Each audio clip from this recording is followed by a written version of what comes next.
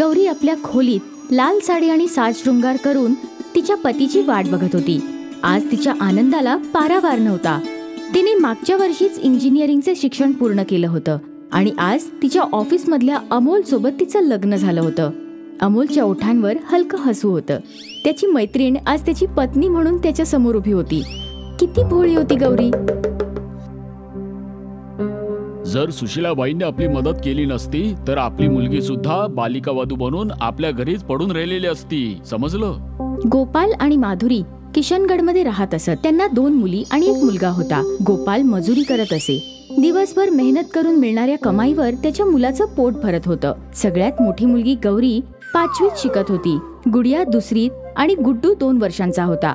घरात मोठी असल्यामुळे गौरी लहान वयातच घरातली सगळी कामं करू लागते. एके दिवशी त्यांची लांबची नातेवाईक असलेली रूपा त्यांच्या घरी येते. गौरीला घरातलं सगळं काम करताना बघून ती म्हणते, गोपाल, तुझी मुलगी तर घर संसार सांभाळण्या एवढी मोठी झाली आहे. म्हणत असशील तर तिच्यासाठी स्थळ बघू. अगं वहिनी, आता ती लहान आहे. आम्ही तिचं लग्न आता नाही करणार आहोत. दादा, कन्यादान करून एकदाचे मोकळे व्हा, म्हणजे बरं वाटेल तुम्हाला. माझ्या बघण्यात एक मुलगा आहे. म्हणत असाल तर त्यांना भेटायला घेऊन येते. घरातलं काम आटपून गौरी शाळेत जायला निघते. मोठ्या आनंदाने ती आपली मैत्रीण चंद्राला म्हणते, चंदा, तुला माहितीये, माझ्या घरात माझ्या लग्नाचा विषय सुरू होता. अगं, काय सांगतेस काय तू? आणि तुला आनंद होतोय? का नाही? किती मजा येईल ना. नवीन साड्या, दागिने, छुमछुम वाजणारे पैंजण, हातभर बांगड्या, मेहंदी. वाह, विचार कर, मी किती सुंदर दिसेन. तू खूपच भोळी आहेस गौरी. तुला लग्नाचा अर्थ तरी माहितीये का? हो, का नाही? माझ्या शेजारच्या घरात एक लग्न नुकतंच झालंय. ती सून रोज छान छान कपडे घालून, दागिने घालून, डोक्यावरून पदर घेऊन घरातलं सगळं काम करत असते. ती जेव्हा मला पाहते तेव्हा हसून माझ्याकडे बघते. चल ठीक आहे, शाळेची घंटा वाजली, वर्गात जाऊया. त्या दिवशी गौरी घरी येते तेव्हा, गौरी, उद्या शाळेत जाऊ नकोस, पाहुणे येणार आहेत. खूप काम असेल उद्या. मला एकटीला झेपणार नाही. कोण येणार आहे आई? तुझं लग्न करायचंय ना, मुलाकडचे तुला बघायला येत आहेत. पण आई, तू रडतेस का? मला खूप नवीन कपडे आणि दागिने मिळतील ना. माझ्याकडे चांगले कपडेच नसतात. गौरीचा भाबडेपणा बघून माधुरीने तिला जवळ घेतले आणि गौरीला कवटाळून रडू लागली. दुसऱ्या दिवशी रूपा मुलाकडच्यांना घेऊन गौरीला बघण्याकरता त्यांच्या घरी आली. आम्हाला तुमची मुलगी पसंत आहे, पण तुमचा मुलगा कुठे आहे ज्याचं लग्न करायचं आहे? अरे दादा, मुलाला बघून काय करणार आहेस? मुलगा मी बघितलेला आहे. तू तर हे पैसे घे आणि लग्नाच्या तयारीला लाग. एवढे पैसे? हो हो, आणखीन हवे असतील तर सांग. मी पैशासाठी लोभी बाप नाही आहे. माझ्या गौरीचं लग्न मुलगा न बघता नाही ठरवू शकत. मी तर तुझी मदतच करत होते. आण ते पैसे परत दे. गोपाल ते पैसे परत देतो. ते लोक निघून जातात. दुसऱ्या दिवशी रूपा पुन्हा येते. त्यांना तुझी गौरी खूप आवडली आहे. तुला हवं तर माझ्या सोबत ये आणि त्यांचा मुलगा बघून घे. एकुलता एक मुलगा आहे, सगळी इस्टेट त्यालाच मिळणार आहे. मुलाला मीच बघायला जातो. गोपाल जेव्हा रूपाबरोबर मुलाच्या घरी जातो तेव्हा त्याचं ऐश्वर्य पाहून त्याचे डोळेच दिपून जातात. तो पाहतो की ज्या मुलाशी लग्न करायचं असतं तो मुका असतो. त्याचं वय अंदाजे 25 वर्ष असतं. मी येतो आता. घरी विचारून उत्तर देतो. दादा, यात एवढं विचार करण्यासारखं काय आहे? मुलगा मुकाच तर आहे, थोडं वय सुद्धा जास्त आहे. त्यात एवढं काय झालं? तुझी मुलगी मजेत राहील इथे. नोकर चाकरांची कमी नाहीये इथे.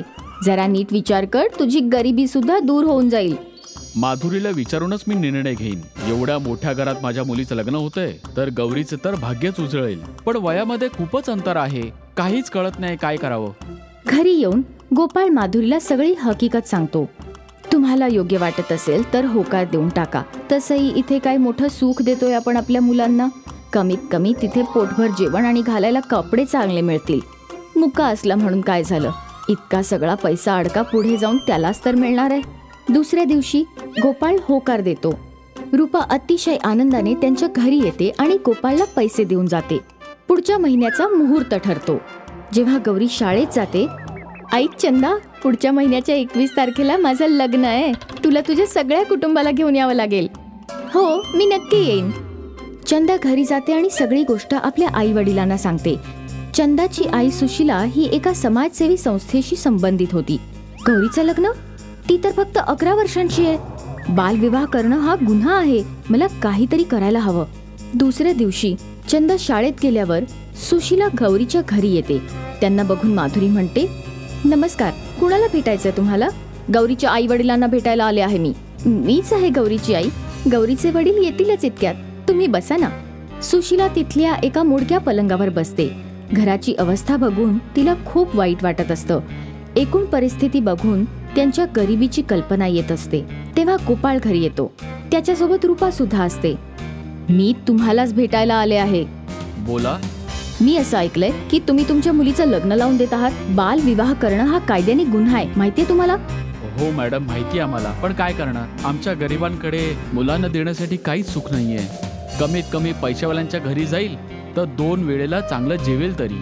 हे बघा, हल्ली मुलींसाठी सरकार कितीतरी योजना राबवत असतं. मुलीला शिकवा, मुलीला वाचवा, भाग्यलक्ष्मी योजना, अशा प्रकारच्या अनेक योजना आहेत. इतक्या लहान मुलीला लग्नाच्या बंधनात आता अडकवू नका. तिला शिक्षण पूर्ण करू द्या. एक सुशिक्षित मुलगी परिवाराला सुद्धा शिक्षित करते. मॅडम, ऐकायला तर सगळ्या गोष्टी चांगल्या वाटतात, पण या सगळ्या योजनांचा लाभ आम्हाला उठवताच येत नाही. एवढ्या चक्रा माराव्या लागतात, त्यासाठी कामाचं नुकसान सुद्धा करावं लागतं. घरी जेवण सुद्धा बनत नाही. आम्ही थकलो आहोत मॅडम. आता या योजनांच्या चक्करमध्ये आम्ही कंटाळलोय. आता जे होत आहे ते होऊन जाऊ दे आता. मॅडम, तुम्ही दुसऱ्यांच्या भानगडीत स्वतःचं नाक का खुपसता आहात? तुमचं तुम्ही काय ते बघा. तुम्हाला जे योग्य वाटेल तसंच करा. खरी परिस्थिती समजल्यावर सुशीला शांत झाली. सरकारी योजनेअंतर्गत संबंधित कार्यालयात ती फोन करते आणि स्वतः धावपळ करून दोन्ही मुलींचा फॉर्म भरून बँकेत अकाउंट उघडण्याकरता मदत करते. 10 दिवसांनी गोपाळच्या हातात सगळी कागदपत्र ठेवून म्हणते, गोपाळ, तुझ्या मुली आता शिकतील आणि चांगली नोकरी सुद्धा करतील. त्यांना ओझं समजू नकोस. अजूनही वेळ गेलेली नाही. या लग्नाला नकार दे. गोपाळ आणि माधुरीला त्यांची चूक उमगते. गोपाळ फोन करून लग्नाला नकार कळवतो. मॅडम, तुमच्यासारखी किती माणसं आहेत ज्यांना आमची संकट आणि दुःख दिसतात, तरी आम्हाला आमची चूक कळलेली आहे. आम्हाला आमच्या मुलीला शिक्षण देऊन त्यांना आम्ही तुमच्यासारखं बनवू. आता दर महिन्याला मुलींच्या खात्यात पैसे जमा होऊ लागले. त्यातून त्यांचा शिक्षणाचा खर्च भागत होता. काही वर्षांनी गौरी इंजिनियर बनते आणि गुडिया 3रीत जाते. मुलींना शिक्षण दिल्यावर गोपाळ आणि माधुरीच्या लक्षात येतं की ते किती मोठी चूक करणार होते. खटखटीपुरा नावाचं एक गाव होतं, जिथे सत्येंद्र आपल्या बायको प्रतिभा आणि 2 मुली गीता आणि छायाबरोबर राहायचा. सत्येंद्रजवळ त्याच्या बाबांनी सोडलेली एक जुना स्कूटर होता, ज्याला तो गावामध्ये मुलांना कॉलेजमधून घ्यायला जात होता. कॉलेजच्या बाहेर सत्येंद्र पोचतो आणि त्याच्या मुली बाहेर उभ्या असतात.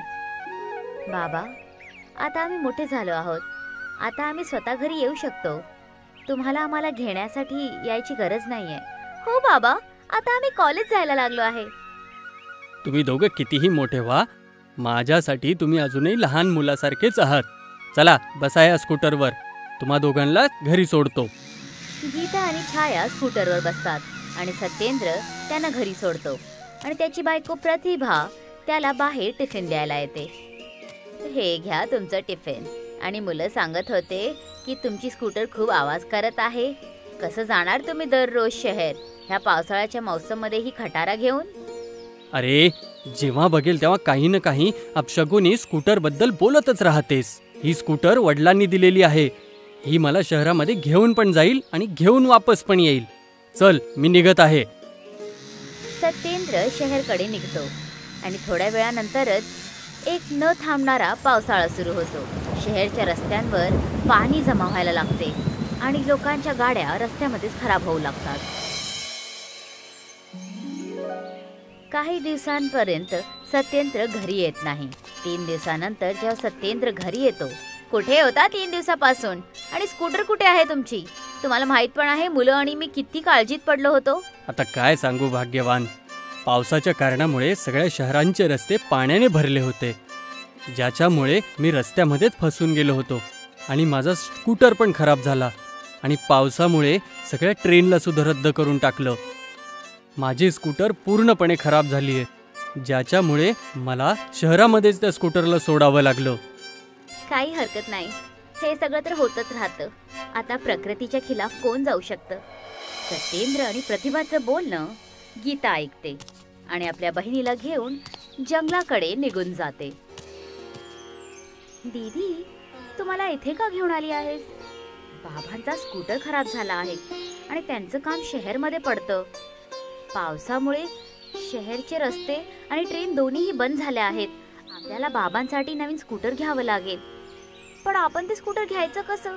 आपल्याकडे तर पैसे पण नाहीयेत आणि घेऊन फायदा पण काय होणार जेव्हा रस्त्यावर फक्त पाणी भरलेलं आहे. त्यासाठी आपल्याला असं स्कूटर बनवावं लागेल जे पाण्यावर पण चालेल. जेव्हा ती दोघं बोलत होते तेव्हा तिथे एक वैज्ञानिक त्यांचं बोलणं ऐकतो आणि त्यांच्या जवळ येऊन बोलतो. तुम्ही लोक बिलकुल अशी स्कूटर बनवू शकता जी पाण्यावरती चालेल.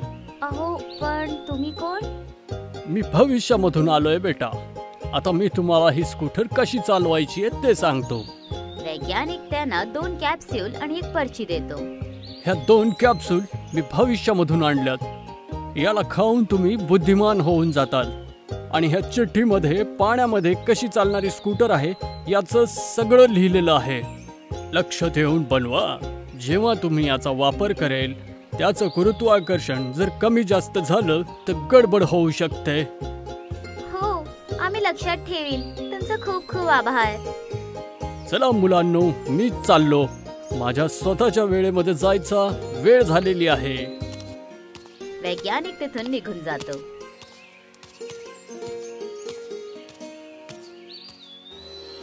आणि गीता आणि छाया दोघे जण कॅप्सूल खातात, ज्याने ती दोघं जण खूप जास्त बुद्धिमान होतात.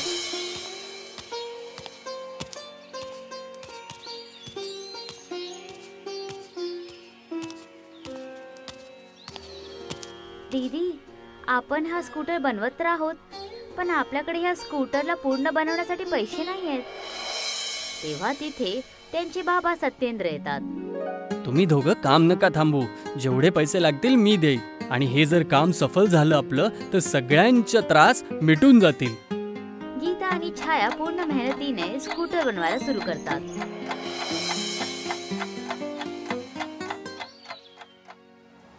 काहीच आठवड्यांनंतर ती लोक स्कूटर बनवून तयार करतात. ते लोक स्कूटर घेऊन समुद्राजवळ जातात. सत्येंद्र स्कूटरवर बसतो. बाबा, आरामात जा.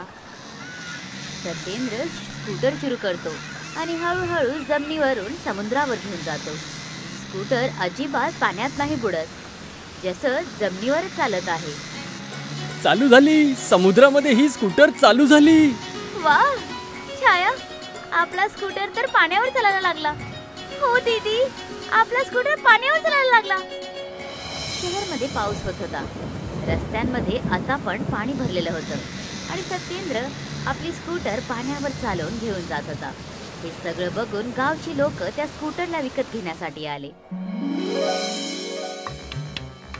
गीता आणि छाया मिळून लोकांसाठी स्कूटर बनवायला सुरू करतात. बघत आहेस छाया, किती सगळी लोक पाण्यावर चालणारी स्कूटर विकत घेण्यासाठी आल्यात. चल लवकरच आपण खूप सगळे स्कूटर बनवूया. गीता आणि छाया स्कूटर विकण्याची सुरुवात करतात आणि सगळ्या गावां आणि शहरांमध्ये लोक त्यांच्याकडूनच स्कूटर घेतात. पण ही गोष्ट शहरच्या व्यापारी रवीला अजिबात नाही आवडत आणि तो आपल्या कामगार राजूला बोलतो. जेव्हापासून ह्या सत्येंद्र स्कूटरवाल्यांनी पाणीवर चालणारी स्कूटर बनवलीये तेव्हापासून आपली स्कूटर कोणी घेऊच इच्छित नाहीये. मालक, मी ऐकलंय की सत्येंद्र स्कूटरवाले, सत्येंद्रच्या 2 मुली आहेत ज्यांनी ही पाण्यामध्ये चालणारी स्कूटर बनवली आहे. त्या खूपच बुद्धिमान मुली आहेत. काही ना काहीतरी आपल्याला करावंच लागेल, नाहीतर त्या 2 मुली माझा धंदा संपवून टाकतील. आपल्याला खटखटीपुऱ्याला जावं लागेल. ते तर ठीक आहे मालक, पण आपण जायचं कसं? पाऊसच एवढा चालू आहे ज्याच्यामुळे पूर्ण शहरात पाणी जमा झालंय. तुमची गाडी खराब होऊन जाईल मालक. मी तर म्हणत आहे की आपण सत्येंद्र स्कूटरच घेऊन टाकू. पळीतून. राजू आणि रवी दोघं जण गावामध्ये गीता आणि छायाच्या कारखान्यामध्ये जातात. बघत आहेस राजू, केवढा मोठा कारखाना बनवला एवढ्या कमी वेळेमध्ये. मालकजी, आपल्यापेक्षा थोडा छोटा आहे हा कारखाना. थोड्याच वेळामध्ये आपल्यापेक्षाही मोठा कारखाना बनवतील हे. अरे कधीतरी चांगल्या गोष्टी बोलत जा राजू. जी मालिकजी, मला माफ करा, माझी जीभ जरा घसरून जाते. तुम्ही? मी शहरामध्ये स्कूटर विकायचं काम करतो. जेव्हापासून तुम्ही स्कूटर विकायला चालू केलंय तेव्हापासून माझा धंदा मंद झालाय. जर तुम्हाला ही स्कूटर विकायचीच आहे तर गावामध्ये विका. शहरामध्ये विकायची काय गरज आहे? हे तुम्ही काय बोलत आहात? आमच्या स्कूटरने लोकांची किती मदत होत आहे. आता फक्त लोक रस्त्याने नाही पण समुद्राच्या रस्त्याने पण लोक लवकरात लवकर शहर मधून गावी येत जात राहतात. तर ह्याचा लाभ आम्ही फक्त गाववाल्यांना का देऊ? ही स्कूटर विकणं बंद करा. प्रेमानं सांगत आहे. पुढच्या वेळेस एवढं नरमीनं नाही सांगू शकणार. चल राजू. मालक, एक स्कूटर यांची घेऊनच टाकू. खूपच त्रासामध्ये आलोय. एक स्कूटर घेऊन टाका ना, नंतर वापस करून टाका. अरे चुप बाईस मूर्खा. हो हो, घेऊन जा. आमच्याकडे खूप सगळ्या स्कूटर्स ठेवलेल्या आहेत इथे. रवी आणि राजू तिथून निघून जातात आणि आपल्या ऑफिसमध्ये येतात. काही ना काहीतरी करावंच लागेल, नाहीतर आपण दोघं रस्त्यावर येऊन जाऊ. जे की स्वतःच पाण्याचं अंतर आहे आणि आपण पाण्यामध्ये राहू. मालक, खूपच बढिया गोष्ट माझ्या हातात लागली आहे. हे बघा, या चिठ्ठीमध्ये पाण्यावरती चालणारी स्कूटर कशी बनवली जाते याचं लिहिलेलं आहे. ते तिथे एका खास जागेवर ठेवलं होतं. मी चोरून घेतलं. अरे मी तर विसरलोच होतो की तू मुफ्तच्या सोबत चोर सुद्धा आहेस. आणि ती इकडे चिठ्ठी. आता पाणीवर चालणारी स्कूटर आता आपली आहे, ते पण त्यांच्यापेक्षा चांगली बनवूया. रवी आणि राजू दोघे जण स्कूटर बनवायला सुरू करतात. इथे या चिठ्ठीवरती काही गुरुत्वाकर्षणावरती लक्ष द्या असं लिहिलेलं आहे. आणि असं लिहिलेलं आहे, तू ह्या स्कूटरमध्ये गुरुत्वाकर्षण जास्त टाक आणि मग आपली गाडी एकदम जोरात आणि चांगली चालायला लागेल. जी मालक, आत्ता करतो. काही दिवसांमध्ये रवी आणि राजू स्कूटर बनवतात. राजू स्कूटरच्या चाकांमध्ये जास्त गुरुत्वाकर्षण लावतो. हे घ्या मालक, आपला स्वतःचा पाण्यामध्ये चालणारा स्कूटर तयार झाला. मालक, चला याला चालवून बघूया. चालूयात राजू, चालूयात. थोडं धैर्य ठेव. आधी आपण त्या दोन्ही बहिणी गीता आणि छायाला बोलवूयात आणि त्यांच्या समोरच या स्कूटरला चालवू आणि त्यांना सांगूया की आमचा स्कूटर त्यांच्या स्कूटरपेक्षा चांगलाच आहे. रवी गीता आणि छायाला समुद्राजवळ बोलवतो. बघताय का तुम्ही दोघी, ही स्कूटर सुद्धा पाण्यावर चालते आणि ही चालतच नाही तर फार पळते एकदम. ही तर खूप चांगली गोष्ट आहे. मी तुम्हा दोघांना इथे हिच्यासाठी बोलवलं आहे की तुम्ही स्वतःच्या डोळ्यांनी बघा की आमची स्कूटर तुमच्या सत्येंद्र स्कूटरपेक्षा खूप जास्त चांगली आहे. छाया एकटक रवीच्या स्कूटरला बघते आणि बोलते, एक मिनिट, मला तर असं वाटतं की तुम्ही दोघांनी या स्कूटरचा गुरुत्वाकर्षण संतुलनमध्ये नाही ठेवला आहे. हा स्कूटर पाण्यात नाही चालणार. तू हे ह्याच्यामुळे म्हणत आहे की तुझी ही इच्छा आहे की ही स्कूटर आम्ही बाजारात नाही विकली पाहिजे. आणि राहिली गोष्ट चालायची, तर मी तुला आत्ता इथे पाण्यावरती चालवून दाखवतो. चल राजू, माझ्यासोबत बैस. रवी आणि राजू दोघे जण स्कूटरवर बसतात. रवी स्कूटर सुरू करून समुद्राकडे घेऊन जातो. तेव्हाच स्कूटरचा संतुलन बिघडतो आणि स्कूटर ताबडतोब समुद्राच्या आत जातो आणि ती दोघे जण इतके आत जातात की दिसत पण नाही. मी तर पहिलाच बोलले होते की स्कूटरचा गुरुत्वाकर्षणचं संतुलन बिघडलेलं आहे. आता ही लोक समुद्राच्या आत स्कूटर विकणार आहेत.